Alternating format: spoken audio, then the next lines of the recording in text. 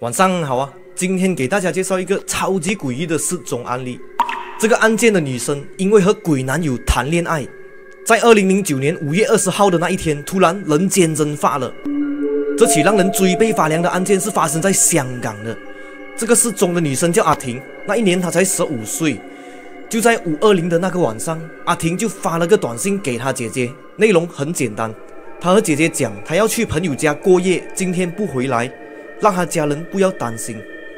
可是那一条短信竟然就是她和家人最后一次的联系。从那次之后，阿婷就完全的消失了，打她电话也没有人听，问了全部同学也不知道她去了哪里。一直到了阿婷失踪的第6天，阿婷的爸爸就忍受不住了，他就非常的着急，就只好去警察局报警。时间一天一天的过去，警察叔叔的调查进度就跟我的减肥计划一样，每天都想进行，可是就一点成果都没有看到。就这样，时间过去了1个月，一点点的线索都没有发现。原本大家就以为这个只是一个普通的青少年离家出走案件，可是真正恐怖的剧情现在才要开始。有一天，在香港码头附近的一个商场里，工作人员检查电梯的时候，发现了一个黑色的背包。打开一看，里面有一台手机、一封信，信上写着几个很诡异的字：给1年后的自己。看到这么奇怪的信件，工作人员都愣着了。写给1年后的自己，感觉上就像是我们写给自己的年度目标，就很像明年要买车，明年要结婚。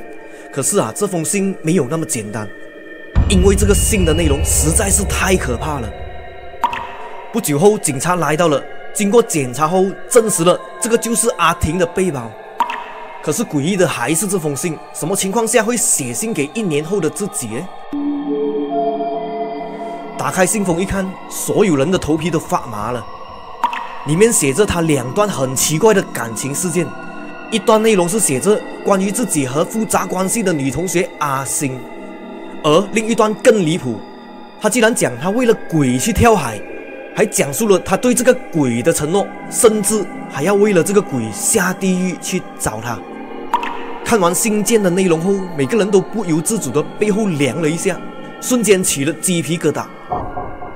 虽然信件很奇怪，但是警方还是按照线索去找到了信中的阿星。经过警察的询问才知道，原来阿星之前有向阿婷表白，可是被拒绝了。过后呢，2个人就一直保持在普通朋友的关系。那么问题来了，阿婷口中的鬼又是什么呢？有没有一种可能，就是她喜欢一个男生，可是这个男生死了？其实呢，阿婷原本是一个成绩优秀的好学生，可是在中3的那一年，不知道什么原因，整个人突然就变了，变到不爱讲话，经常一个人走，情绪不稳定，经常被同学孤立，甚至被霸凌。那个时候的他不是迟到就是翘课，也不知道为什么。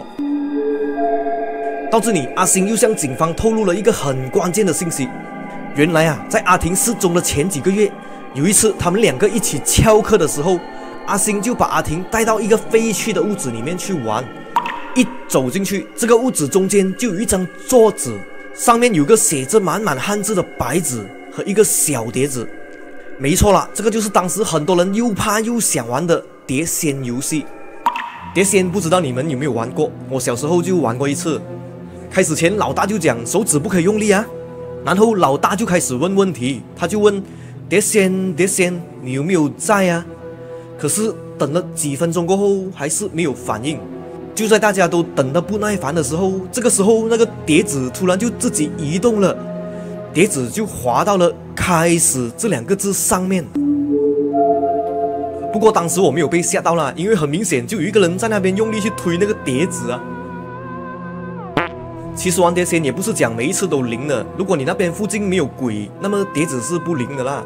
不过不灵也好啦，如果真的是灵的时候有些人就乱问问题，犯了一些禁忌，要是惹到他生气，很可能他就不肯走，甚至会跟你回家。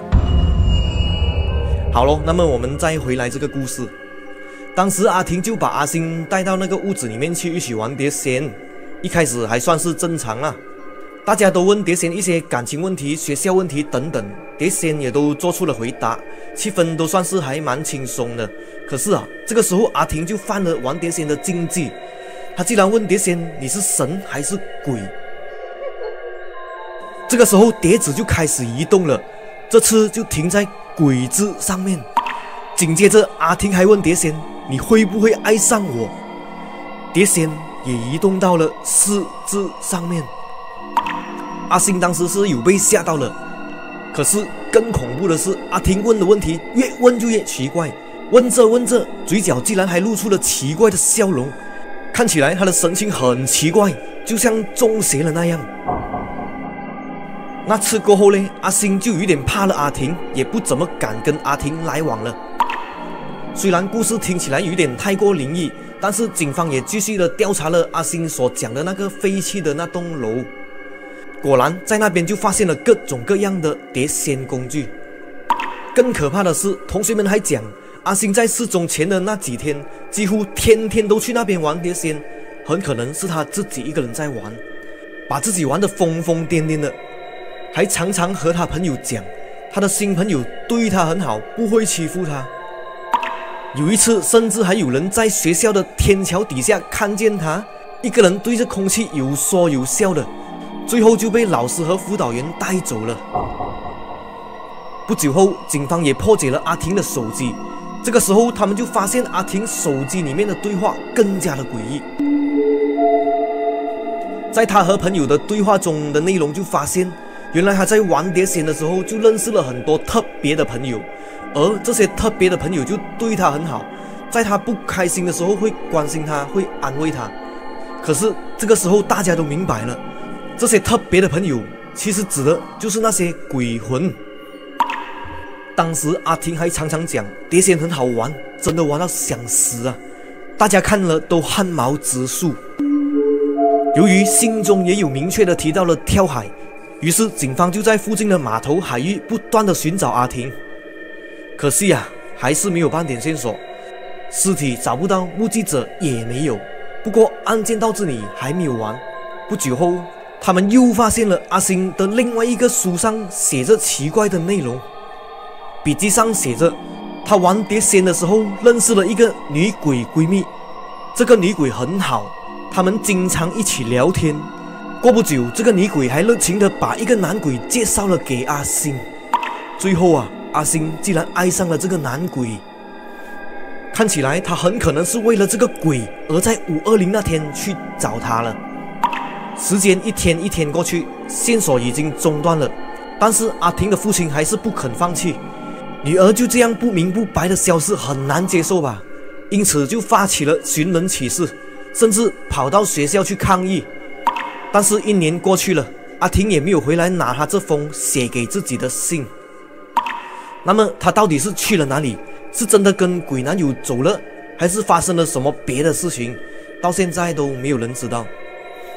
有灵异专家就认为，碟仙本身就是很多禁忌的召唤术之一，再加上阿婷自己也讲过她认识几个鬼，所以很有可能因为这些鬼魂不断的积累在她身边，才会让她越走越偏，越来越沉默，还露出诡异的笑容等等。这些其实都是鬼上身的迹象之一。关于碟仙的灵异事件还真的是有很多很多。如果意志力不强的人玩碟仙的时候是很容易会产生幻想、幻听和集体被催眠的情况。因此也有不少的人因为玩这个搞到去跳楼、跳海。不过也有心理学家就认为，阿婷是因为青春期的课业很烦闷，在学校又被霸凌，也曾经一个人自言自语，所以他很可能是患有心理疾病而选择了跳海。只是至今都没有找到任何的证据，尸体也没有找到。所以他到底是为了鬼男友赴约，还是早就已经掉落了幻觉的深海，到现在也没有人知道。这个故事就这样成了一直解不开的谜团。那么你们觉得呢？阿婷是被鬼男友带走了，还是只是幻觉？在评论区告诉我拜拜，我们下期见。